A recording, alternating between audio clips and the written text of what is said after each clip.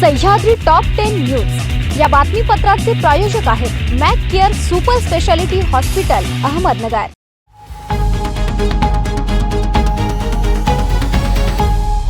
प्रेक्षकांनो नमस्कार, मी दिशा न्यूज 24 सह्याद्री मध्ये तुमचं स्वागत। पाहूया अहिल्यानगर जिल्ह्यातील महत्त्वपूर्ण बातम्यांचा आढावा सह्याद्री टॉप 10 मध्ये। शेवगाव शहरातील प्रभाकर नगर येथे महिला मंडळातर्फे आयोजित भजन सध्या दररोज भक्तिमय वातावरणात संपन्न होत असून महिलांचा उत्स्फूर्त सहभाग विशेष उल्लेखनीय ठरत आहे।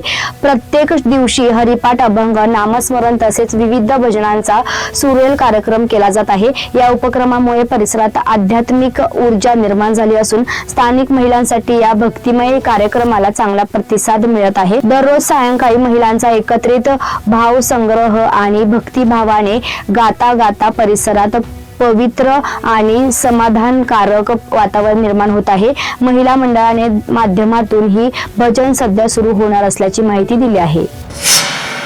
राज्यातील मानव वन्यजीव संघर्ष कमी करण्यासाठी वन विभागाकडून ठोस उपाययोजना करण्यात येत आहे। भविष्यात एकही मनुष्य बिबट्याच्या हल्ल्यात मृत्युमुखी पडणार नाही यासाठी यंत्रणा सतर्क केली आहे। या संदर्भात लोकप्रतिनिधींची बैठक घेण्यात येणार असल्याची माहिती वन मंत्री गणेश नाईक यांनी दिली आहे।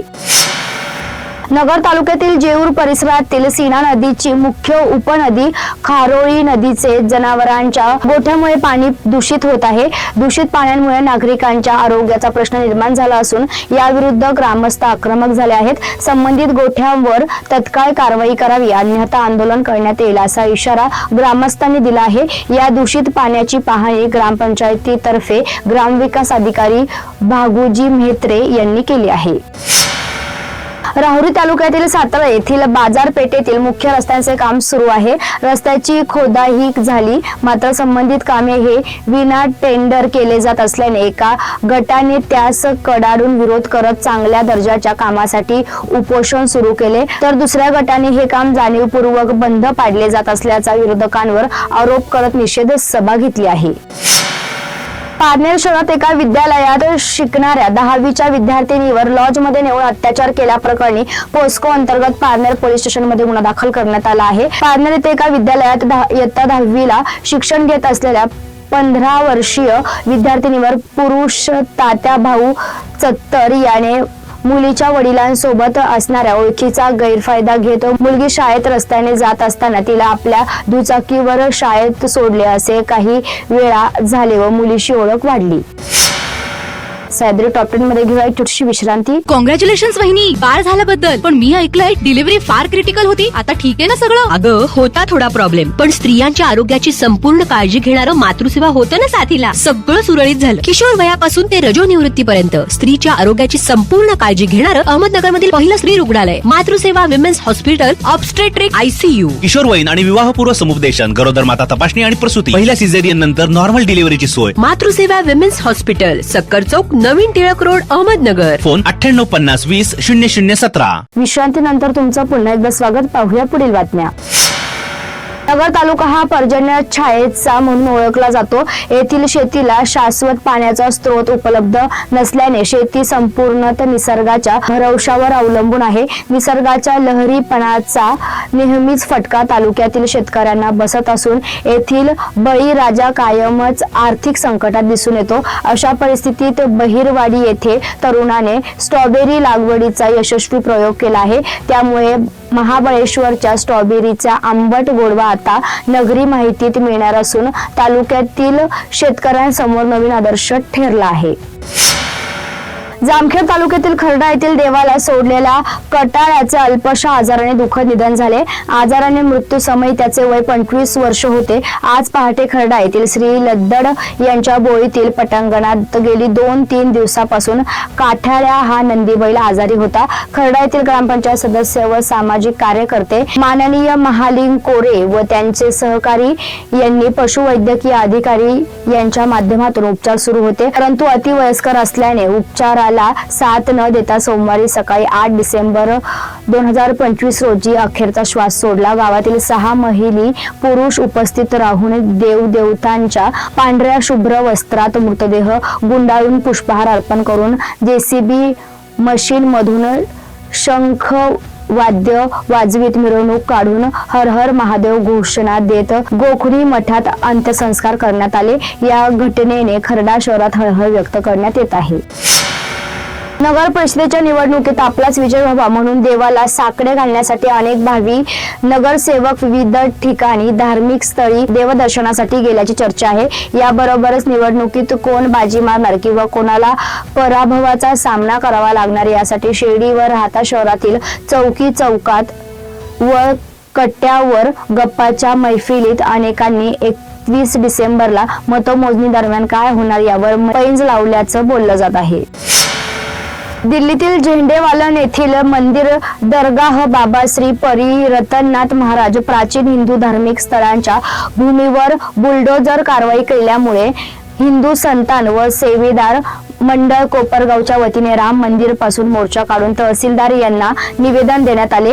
या निवेदनात म्हटलं आहे की दिल्लीतील प्राचीन मंदिराचा सुमारे 1400 वर्षाचा जुना असून हे मंदिर आद्य गुरु बाबा श्री गोरखनाथ यांचे मुख्य शिष्य बाबा श्री रतननाथजी यांचे पवित्र मठ आहे। या मठात आरती लंगर सेवा गोसेवा इत्यादी नित्य नियमाने मागील 80 वर्षापासून सुरू आहे। या पवित्र मठाशी संबंधित मंदिर व स्थान अफगाणिस्तान पेशावर व भारतातील अनेक प्रांतात आहे। तसेच कट्टरपंथी इस्लामिक देशात सुद्धा हिंदू धर्माचा झेंडा अभिमानाने आणि धैर्याने फडकत असलेल्या अशा पवित्र स्थानावर आपल्या हिंदू राष्ट्रातच तोडफोड केली गेली हे अत्यंत दुःखदायक आणि कष्टदायक बाब आहे। यामुळे हिंदू संतान व सेवदार बांधवांची धार्मिक भावना दुखावल्या गेल्या आहे। तरी या प्रकरणी आपण गांभीर्याने दखल घेऊन या स्थळांचे रक्षण करावे व दोषी अधिकाऱ्यांवर कारवाई करावी आणि या पवित्र मंदिराची जागा त्वरित मंदिराला परत मिळवून द्यावी अशी मागणी यावेळी केली आहे। आमदार आशुतोष काळे, बिपिन दादा कोल्हे, भरत मोरे, श्री लोगानी यावेळी हिंदू संतान व देवदार मंडळाच्या महिला पुरुष भाविक व सर्व राजकीय पक्षांचे नेते कार्यकर्ते पदाधिकारी मोठ्या संख्येने उपस्थित होते। सर्व कल्पना सीएम साहेबांनी अजितदादांना देऊन त्या दिवशी त्यांनी आश्वस्त केलं होतं का अमित शहा साहेबांशी त्यांची चर्चा करून योग्य तो न्याय आपण त्या ठिकाणी देऊ। तसेच आपण निवेदनाद्वारे आपल्या ज्या काही नवी दिल्ली येथील दिल्ली सरकारमधल्या मुख्यमंत्री रेखाताई गुप्ताजी यांना देखील निवेदन पाठवलेलं होतं आणि आज आपण सर्वजण समाजातील महिला माता भगिनी सर्व बंधू या ठिकाणी निवेदन द्यायला आपण सर्वजण एकत्र आलो। या ठिकाणी आपल्या तहसीलदार सातपुते मॅडम यांनी हे निवेदन स्वीकारून निश्चितपणाने हे वरती पाठवण्याची खबरदारी ते घेणारच आहेत आणि या निवेदन असेल किंवा मी जे काही निवेदन आपले सीएम साहेब असतील, DCM साहेब असतील किंवा दिल्लीच्या CM साहेब असतील यांच्यापर्यंत ते निवेदन पोहोचून याच्यावर काही कारवाई झाली का याचा देखील पाठपुरावा त्या ठिकाणी मी करणार आहे। जे काही आपलं मंदिर आहे हे फक्त आपलं मंदिर नसून हे पूर्ण हिंदूंचं मंदिर आहे, कारण त्या ठिकाणी वेगळी कुठली प्रार्थना होत नाही। आपले जे काही नवनाथ आहे त्यांची प्रार्थना असेल किंवा आपले सर्व देव महादेव असतील, गणपती असतील, या सर्व देवदेवतांची प्रार्थना त्या ठिकाणी होते आणि म्हणून नुसतं हे आपलं मंदिर नसून आमच्या सर्व हिंदू धर्माचं मंदिर आहे। त्याच्यावर निश्चितपणाने या बाबतीमध्ये योग्य तो न्याय आपलं सरकार महायुतीचं केंद्रामध्ये असू किंवा राज्यामध्ये असू या बाबतीमध्ये संवेदनशील आहे आणि योग्य तो न्याय आपल्या या मंदिराच्या बाबतीमध्ये करतील याची मला खात्री आहे। पण हे निवेदन त्या ठिकाणी पुढं जाऊन याचा पाठपुरावा निश्चितपणाने मी करेल एवढा शब्द या ठिकाणी देतो। धन्यवाद। 2 ठिकाणी आपल्या ह्याचं स्थान मोठं पवित्र स्थान याच्या मंदिराचं आहे, त्यामध्ये कोपरगाव एक त्याच्यामधलं प्रमुख स्थान आहे आणि मला कल्पना आहे की आमचे मित्र नंदकुमारजी लोणगानी यांचे वडील तिथं अनेक वर्ष त्यांनी सेवा त्या मंदिरामध्ये झेंडेवाला मंदिरामध्ये त्या ठिकाणी अनेक वर्ष त्या ठिकाणी सेवा केलेली आहे। मी स्वतः त्या मंदिराला त्या ठिकाणी भेट देऊन त्या लंगरमध्ये प्रसाद त्या ठिकाणी घेतलेला आहे आणि आज आपल्या या भावना या सगळ्यांच्याच भावना दुखावलेल्या, कारण की आपल्याला आपण जे सांगितलं की कोणतंही मंदिर असो, कोणत्याही याचा धार्मिक याचा असो, पण ज्या ठिकाणी अनेक वर्षापासून आहे त्याची धार्मिक भावना, जसं आपण म्हटलं की रामाची पूजा आणि इथं जवळजवळ 16 वर्षापासून अखंड जाप आपल्या मंदिरामध्ये रात्रंदिवस, मला वाटतं की हा एकमेव असेल आपल्या सगळ्या महाराष्ट्रामध्ये, मला वाटतं 2-3च ठिकाणी असं की ज्या ठिकाणी अखंड जाप, या ठिकाणी रामाच्या नामाचा जप त्या ठिकाणी होता आणि दिवा तेवत ठेवलेला आहे त्या ठिकाणी, ज्योत प्रज्वलित केलेली 16 वर्षापासून. अशा एका धार्मिक भावना घेऊन आणि सगळ्यात महत्त्वाचं म्हणजे की आज आपण सुद्धा जी शिस्त दाखवली आणि जी भावना दाखवत असताना की आपण कोणत्याही प्रकारचा उद्रेक कधी होऊ दिला नाही, भावनाचाही उद्रेक होऊ दिला नाही, तो कोणत्याही गोष्टीचा उद्रेक होऊ दिला, त्याबद्दल मी सगळ्यांच्या यांच्या वतीने आपल्या समोर नतमस्तक होतो की आपल्या भावना या निश्चितच योग्य ठिकाणी पोहोचवण्याचं काम जसं आमदार साहेबांनी सांगितलं आम्ही सुद्धा आमच्या परीने त्या ठिकाणी करू आणि जो योग्य असेल की आपल्याला रिस्टोर झालं पाहिजे या दृष्टीने जी काही अधिकारी असतील, इथले मुख्यमंत्री असतील किंवा दिल्लीचे मुख्यमंत्री असतील, की ज्यांच्याकडे ते योग्य ठिकाणी गेलं पाहिजे त्यांच्याकडून हा प्रश्न आपला कसा सुटू जाईल. आपण सगळे रामाच्या चरणी लीन होऊन हे आपला प्रश्न लवकरात लवकर सुटो अशी रामचरणी प्रार्थना करून माझ्या शब्दांना मी विराम देतो. जो दिल्ली दरगाह झंडे वाला मंदिर जहाँ पे हमारे पूर्वजों से तो जगह थी, अभी डीडी की वजह से नोटिस आई, लेकिन उस नोटिस में बताया गया था कि सिर्फ साइड की जो जगह तोड़ी जाएगी. उस टाइम मैं भी वहीं था, पर जब देखा कि वहाँ पे आए और उन्होंने हमारा पूरा भंडारा घर, हमारी तुलसी वाटिका ये भी पूरी तोड़ दी गई. इसलिए मैं वेदप्रकाश लोंगानी श्री मोदी जी से, श्री योगी जी से यही विनती करता हूँ कि जो हमारी जगह ली गई है डीडीए के सरकार की तरह वो हमें वापस मिले, और हम यही निवेदन करते हैं की हमारी जगह हमें वापस. धर्माच्या नावावर आपण सत्य जायचं आणि आपल्या हिंदू धर्मावर हातोडा टाकायचं, अशा लोकांचे हात आपण ओळखले पाहिजे.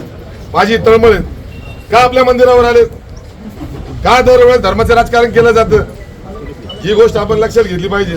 कारण सगळे एकाच ठिकाणी आहेत, सगळे एकाच पक्षामध्ये, सगळे एकाच जण सत्तेमध्ये. खऱ्या अर्थाने आपल्या दोन्ही दादांनी, काळे आणि कोल्हे साहेबांनी, खऱ्या अर्थाने मुख्यमंत्री साहेब आणि पंतप्रधान साहेब यांना सांगितलं पाहिजे ज्या मंदिराला ज्या हातांनी हात लावला ते आमचं मंदिर पुन्हा त्या ठिकाणी बांधून द्या, असं यांनी सांगितलं पाहिजे. ही कळकळीची माझी विनंती आहे. आणि खऱ्या अर्थानं जी भावना आपली सगळ्यांची दुखवली, ती भावना समस्त जगामधील प्रत्येक हिंदू माणसाची दुखवली आहे. आज जर बघितलं आपल्या कोपरगावमध्ये सुद्धा 15.5 वर्षापासून, आता सांगितलं दादांनी 15.5 वर्षापासून अखंड ज्योत पेटल्या जाते. अनेक जण 24 तास 2-2 लोक ड्युटी देतात, तीच ज्योत दिल्लीमध्ये जळते. अनेक लोक त्या ठिकाणी त्या दर्गेमध्ये जातात, नवरत बाबांच्या वेगवेगळ्या माध्यमातून आपण सेवा करतो, पण आपले कायम मन दुखवली जातात. ते मन आपले दुखवले गेली आहेत. आता आपण फक्त लक्षात ठेवायला पाहिजे का आपण कोणाच्या पाठीशी आहेत, कोण लोक आपल्याला काय वेळात काढतं हे आपण आता ओळखून घेतो. मी राजकारण करणार नाही या ठिकाणी, पण तळमळीने सांगतो. जर त्यांना माहित होतं RSSची बिल्डिंगच्या साठी पार्किंगची जागा पाहिजे, मंदिर कोणाचं हे कळायला पाहिजे होतं. का हातोडा पडला त्यावर, का त्यांनी हातोडा टाकताना ते मंदिर पाडताना विचार नाही केला. मंदिर पण पाडणारे हिंदूच असतील ना, ते कामगार लोक सगळे, त्यांना सांगणारे पण हिंदूच असतील ना RSSचे लोक. या सगळ्या गोष्टी आहेत, छोट्या छोट्या गोष्टी असतात. त्या गोष्टीमुळे आज एवढ्या समाजाला, अख्ख्या कोपरगावातल्या हिंदू समाजाला रस्त्यावर यावं लागलं. सत्ता कोणाची आहेत, हिंदू धर्माच्या नावाने जे जयकार होतो ना, मग लवकरात लवकर ते मंदिर पुन्हा आहे तसंच उभं झालं पाहिजे, अशी मी उद्धव बाळासाहेब ठाकरे शिवसेनेच्या वतीनं, महाविकास आघाडीच्या वतीनं मी मागणी करतो. भले माझ्यावर कोणी समाजाचे आपल्याला काही देणे लागते या उदार भावनेने सामाजिक क्षेत्रात नेहमीच कार्यरत राहिलेले प्रसिद्ध होमिओपॅथिक तज्ज्ञ डॉक्टर राजेंद्र श्रीमाळी यांनी वकील दिनानिमित्त कोपरगावातील ज्येष्ठ विधिज्ञाचा सत्कार समारंभ आयोजित केला. या कार्यक्रमाच्या अध्यक्षस्थानी हेल्पिंग हँडचे अध्यक्ष CA दत्तात्रेय खेमनार हे होते. या प्रसंगी श्री खेमनार म्हणाले की वकील दिनानिमित्त वकिलांचा सन्मान होणे हे कार्य कोपरगावात प्रथमच होत असून समाजातील न्याय व्यवस्थेत सर्वांना न्याय देण्याचे कार्यात वकिलांची भूमिका अत्यंत महत्त्वाचे असून त्यांचे मोठे योगदान देखील असते. समाजावर असलेले ऋण व्यक्त करण्याकरिता त्यांचा सन्मान होणे ही बाब कौतुकास्पद असल्याचं श्री खेमनार यांनी सांगितले. प्रस्ताविकता संयोजक डॉक्टर राजेंद्र श्रीमाई यांनी समाजातील वकिलांची भूमिका अत्यंत महत्त्वाची असल्याचं सांगत न्याय व्यवस्थेत वकिलांचे योगदान मोठं आहे. कृतज्ञतेच्या भावनेतून हा सत्कार समारंभ आयोजित केला आहे असे राजेंद्र श्रीमाई म्हणाले. कोपरगावमध्ये अशा स्वरूपाचा हा पहिलाच उपक्रम असून अत्यंत स्तुत्य व अनुकरणीय आहे असे सांगत आयोजकांचे कौतुक केले. सत्कार स्वीकारताना उपस्थित विधिज्ञांनी या उपक्रमाचे मनपूर्वक अभिनंदन केले. हा पहिलाच सत्कार कार्यक्रम असून त्यातून अधिक चांगले कार्य करण्याची प्रेरणा मिळाली असे मत वकील मंडळांनी व्यक्त केले. या कार्यक्रमात दीर्घकाळ उत्कृष्ट सेवा बजावल्याबद्दल ज्येष्ठ विधिज्ञ ॲडव्होकेट वाबळे यांचा विशेष सत्कार करण्यात आला. या प्रसंगी CA खेमनार यांच्या हेल्पिंग हँड या सामाजिक उपक्रमाचा देखील यावेळी गौरव करण्यात आला.